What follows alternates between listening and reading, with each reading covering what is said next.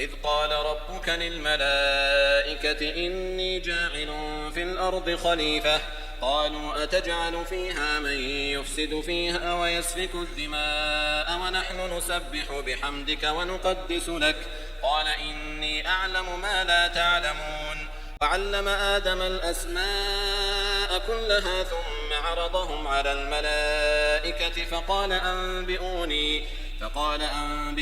بأسماء هؤلاء إن كنتم صادقين قالوا سبحانك لا علم لنا إلا ما علمتنا إنك أنت العليم الحكيم قال يا آدم أنبئهم بأسمائهم